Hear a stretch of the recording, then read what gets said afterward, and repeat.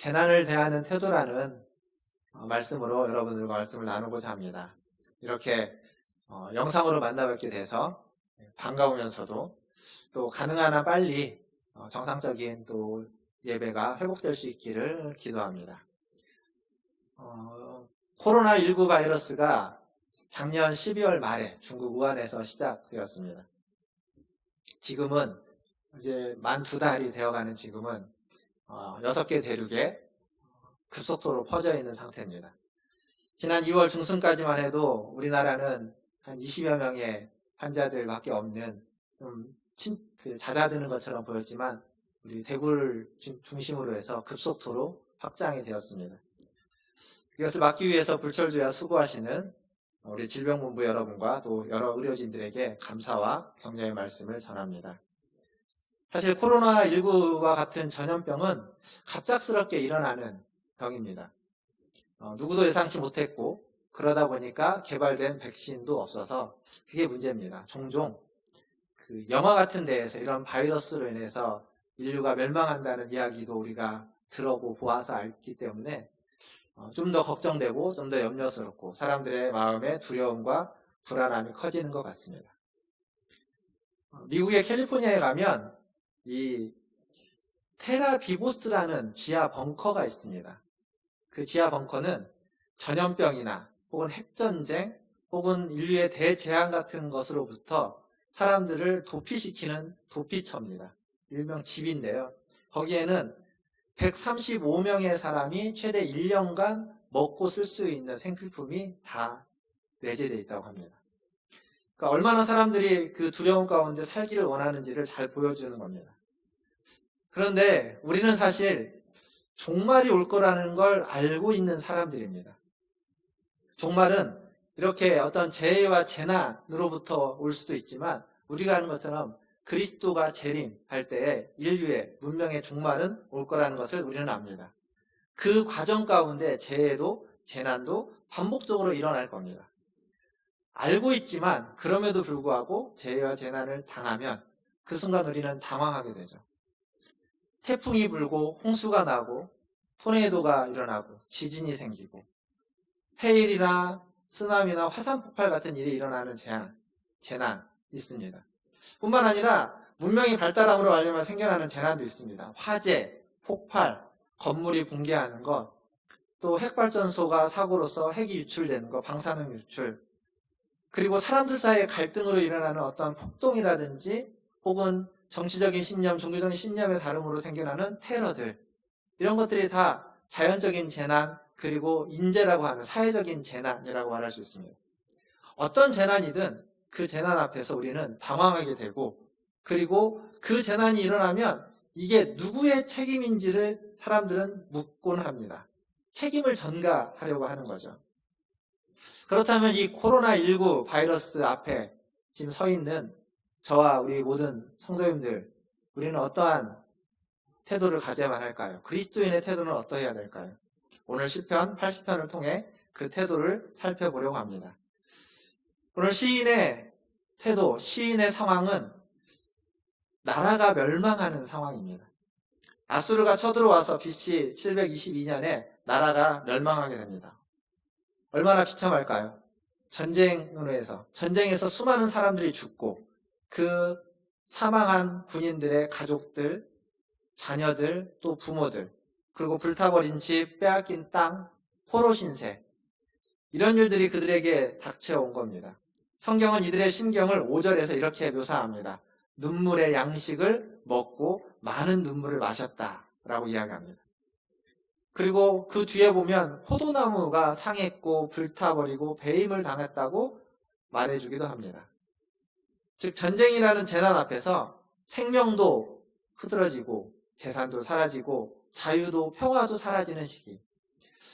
지금 우리는 이런 총칼의 전쟁은 아니지만 바이러스와의 전쟁을 하고 있는 시기입니다. 마음대로 다닐 수도 없고 사람들을 자유롭게 만날 수도 없고 그리고 예배도 자유롭게 드릴 수 없는 상황에 처해 있습니다. 시인이 처한 상황과 우리의 상황은 일면 비슷한 면이 있습니다. 이런 재난 앞에서 시인은 무엇을 말해주고 있을까요? 시편 80편은 3번의 반복된 후렴구가 있습니다. 3절과 7절 그리고 19절입니다. 3절을 보면 이렇게 적혀 있습니다. 하나님이여 우리를 돌이키시고 주의 얼굴빛을 비추사 우리가 구원을 얻게 하소서. 7절을 보시면 만군의 하나님이여 우리를 회복하여 주시고 주의 얼굴의 광채를 비추사 우리가 구원을 얻게 하소서. 19절은 이렇습니다. 만군의 하나님 여호와여 우리를 돌이켜 주시고 주의 얼굴의 광채를 우리에게 비추소서 우리가 구원을 얻으리이다. 즉 재난 앞에서 시인은 이렇게 말하는 겁니다. 우리에게 얼굴빛, 주의 광채를 비추시고 우리를 구원해 달라고 기도하라고 말하고 있습니다. 재난은 우리를 신앙의 본질, 신앙의 기본에 서게 합니다. 그건 기도의 자리이죠. 오늘 이 예배에 온라인으로 함께 참여하신 우리 모든 성도들이 이 신앙의 본질의 자리, 기도의 자리에 다시 서는 은혜가 있기를 주님의 이름으로 축원합니다. 하지만 재난 앞에 서면 우리는 이런 질문을 갖게 됩니다. 왜 이런 일이 나에게 생기는 걸까? 왜 이런 일이 우리에게 생기는 걸까? 무엇 때문인가? 누구 때문인가? 그리고 하나님은 도대체 어디에 계시는가? 이런 질문을 갖게 됩니다. 근데 이 질문에 정답은 없습니다. 답을 찾기가 참 어렵습니다. 하지만 우리가 분명히 아는 것이 하나 있죠. 오늘 우리가 읽었던 말씀 1절에 보면 이렇게 시인은 고백합니다. 여호와는 우리를 인도하는 목자시다라고 고백하고 있습니다. 요셉은 형들에 의해서 이렇게 종으로 노예로 팔려갑니다. 그리고 거기에서 감옥에 들어가게 되죠. 그때 여호와께서는 요셉과 함께 계셨습니다. 안 계신 것처럼 외면하는 것처럼 보이지만 실상은 함께 하시면서 그 요셉을 인도하여서 많은 생명을 살리는 길로 요셉을 이끌어 주셨다는 겁니다. 이스라엘의 목자가 되어주신 거죠. 사회적인 재난이든 인재이든 혹은 자연적인 재난이든 우리는 그 재난에 이유가 있다고 생각합니다. 그런데 이유를 모르는 재난도 참 많이 있습니다. 하나님의 섭리 안에서 일어나는 일이지만 그 섭리 안에서 일어나는 일을 우리는 다 헤아려 알 수가 없습니다. 예를 들어서 지진이라는 재난이 일어납니다. 지진은 왜 일어나냐면 이 지구가 어떤 17개의 판으로 만들어졌다라는 판 구조론 때문에 일어납니다. 근데 이 판은 쉽게 말하면 무엇이냐면 17개의 판으로 이 지구가 만들어져 있고 그 판은 가만히 있는 것이 아니라 움직이고 있습니다. 즉 이 땅이 움직이고 있다는 겁니다. 그 움직임으로 인해서 지구의 온도가 유지되고 또 대기 운동이 가능하게 되고 그리고 지구라는 곳의 신진대사가 그 판의 움직임으로 일어난다고 말합니다. 즉 지진은 분명한 재난이지만 그 재난이 찾아오는 그 일이 실제로는 우리에게 생명을 주고 우리의 문명을 유지시키는 일이라는 사실입니다. 또 하나의 예는 태풍입니다. 바다에서 태풍이 일어나면 태풍은 육지로 그 태풍이 상륙을 하면 큰 재난이 되죠.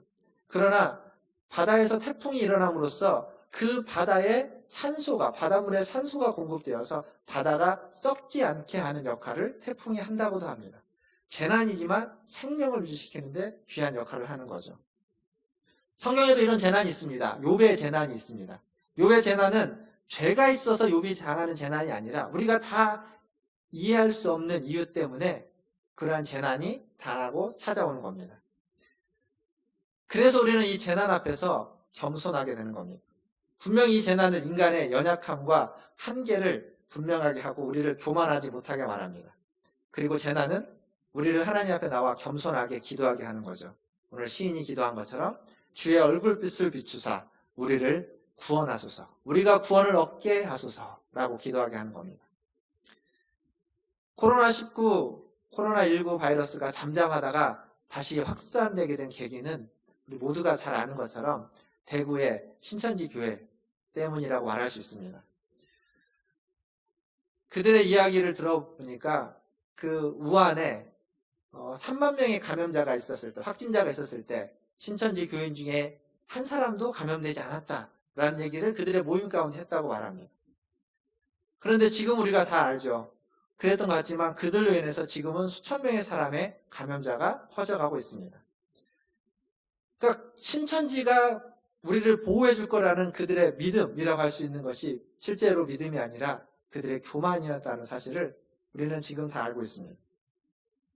성경은 분명히 하나님 우리를 보호해 주실 거라고 약속하고 있습니다. 그런데 그 약속과 보증은 다르다는 이야기를 제가 지난주에 말씀드렸습니다. 그 약속을 믿지만 그 약속으로 말미암아서 우리가 교만해서는 안 된다는 사실입니다. 중요한 것은 재난 앞에서 우리는 겸손히 하나님의 음성을 들어야 되고 또 이웃을 사랑하라는 하나님의 명령에 귀를 기울여야 한다는 거죠. 베드로전서 4장 7절과 8절을 보면 이런 말씀이 있습니다. 베드로전서 4장 7절과 8절입니다. 제가 읽어보겠습니다. 만물의 마지막이 가까이 왔으니 그러므로 너희는 정신을 차리고 근신하여 기도하라. 무엇보다도 뜨겁게 서로 사랑할지니 사랑은 허다한 죄를 덮느니라. 자, 여기 보십시오. 뭐라고 말하냐면 만물의 마지막, 종말의 때입니다. 재난의 때에 우리가 해야 될 건 정신을 차리고 근신하여 기도하는 것, 그것입니다. 그리고 또한 8절은 무엇보다도 뜨겁게 해야 될 것을 서로 사랑하는 것이라고 이야기하고 있습니다. 재난 때의 사람들은 누구 때문인지, 왜, 무엇 때문인지를 찾습니다. 그래서 그들에게 책임을 전가하고 싶어 합니다. 분명 코로나19 바이러스는 중국에서 시작됐습니다. 그래서 중국에 책임을 전가하고 싶어 합니다. 여전히 중국을 원망하는 분도 계십니다. 그러나 지금 우리 가운데 확산되는 건 중국 때문이 아니라 신천지라는 곳 때문이라고 이야기할 수 있습니다. 그렇다고 해서 신천지만 원망해서도 될 일은 아닙니다. 신천지만 원망하고 비난한다면 그들은 그들의 특성상 자꾸 숨기고 자꾸 거짓말을 하게 됩니다. 숨기지 않고 거짓말을 하지 않게 하려면 그들과 함께 이 일을 극복하고자 그들과 함께 연대하고 다독여서 이야기해야 됩니다. 물론 재난을 극복하기 위해서 정부와 또 법 안에서 해야만 할 일들이 있습니다. 그 일들은 그대로 해야만 합니다. 그럼에도 불구하고 자꾸 어떠한 사람들을 비난하고 혐오하고 그들에게 손가락질을 하고 책임을 전가한다면 이 재난을 우리는 함께 극복하기 어려울 겁니다. 재난을 함께 극복하기 위해서 우리는 서로를 믿고 격려해주며 공동체 의식을 가지고 있어야 됩니다. 이것이 서로 사랑하는 것입니다. 나아가서 이 재난의 때에 우리는 정부가 하는 일도 믿어줘야 됩니다. 부족하고 아쉬운 점이 있겠지만 믿어주고 기다려주고 지지해주면서 또 질병본부를 비롯해서 많은 수고하는 애쓰는 의료진들 그들의 수고에 격려를 보내면서 그들의 부족한 부분을 채우고자 함께 노력할 때 이 재난은 빠른 시기에 우리가 극복할 수 있을 거라고 생각합니다. 그리고 더불어서 그리스도인이라면 오늘 베드로전서에 있는 말씀처럼 서로 근신하면서 깨어 기도하는 것 그리고 서로를 사랑하는 것 이것이 재난을 당하는 그리스도인의 자세이고 태도입니다. 말씀을 맺겠습니다. 예레미야는 예레미야서 29장 11절에 이런 말씀을 하고 있습니다. 여호와의 말씀이니라 너희를 향한 나의 생각을 내가 아나니 평안이요 재앙이 아니라 너희에게 미래와 희망을 주는 것이니라. 그리스도인은 재난 앞에서 이렇게 생각합니다. 도대체 하나님은 어디에 계실까? 무슨 생각이실까? 무슨 의도로 이러한 일을 주시는가? 어떤 분들은 말합니다. 신천지가 드러나는 걸 보면서 신천지라는 이단을 세상에 알려주고자 하는 것이다. 그럴지도 모릅니다. 그러나 그러기에는 너무 많은 사람이 고통을 당하고 있고 사회가 너무 힘들어하고 있습니다. 사실 안 믿는 사람들에게 기성교회와 신천지는 그렇게 크게 다르지 않아 보입니다. 우리가 구분하지만 신앙인이 아닌 분들에게는 똑같다고 말하고 있습니다. 그렇게 보면 이건 그냥 신천지만의 문제가 아니라 우리의 문제이기도 합니다. 아니라 우리가 아무리 얘기를 해도 답답하지만 어쩔 수 없습니다. 그렇게 보여지고 그렇게 느껴지는 것. 이단 때문에 가짜 때문에 진짜인 우리가 도매금으로 매도된다는 현실은 우리가 당하고 있는 현실입니다. 그런데 오늘 예레미야는 뭐라고 말하냐면 하나님의 생각, 하나님의 마음은 우리에게 재앙을 주는 것이 아니라 평안이고 그리고 미래와 희망을 주는 것이라고 말하고 있습니다. 지금 재난으로 인해서 모이지 못하고 이렇게 우리가 예배드리고 있습니다. 그런데 다르게 봤으면 우리는 지금 가정에서 예배를 드리고 또 흩어져서 예배를 드리고 있습니다. 원활하지 않지만 어쩌면 우리 모두가 지금 가나안 성도가 된 듯한 상태에 직면해 있습니다. 수많은 가나안 성도들이 있는데 우리 또한 지금 그렇게 되어 있습니다. 기억할 건 하나님의 약속입니다. 하나님의 약속은 우리에게 평안을 주는 것, 그리고 미래와 희망을 주는 것이라는 것을 기억하는 겁니다. 가난한 성도들처럼 흩어져 있지만 흩어져 있는 우리들이 신앙의 본질을 놓치지 않고 하나님을 사랑하고 서로 사랑한다면 하나님 우리에게 약속해 주신 그 평안과 그 미래와 그 희망을 우리가 경험할 수 있을 겁니다. 그것이 무엇인지 우리가 구체적으로 아직 다 알 수는 없습니다. 그러나 우리가 믿고 의심하지 말을 것은 주님의 약속이, 그 평안과 그 미래와 희망의 약속이 우리에게 있다라는 사실입니다. 코로나19 바이러스의 확산세가 심상치 않습니다. 그래서 지금 먼저 기도해야 될 건 이 시인의 기도라고 생각합니다. 주의 얼굴빛을 우리에게 비추사 우리를 이 코로나19 바이러스로부터 구원하여 주옵소서. 이 기도가 우리에게 가장 먼저 시급한 기도라고 생각합니다. 그래서 우리 이 시간 같이 한 목소리로 이 코로나19 바이러스의 퇴치를 위해서 함께 기도하는 시간을 가지면 좋겠습니다.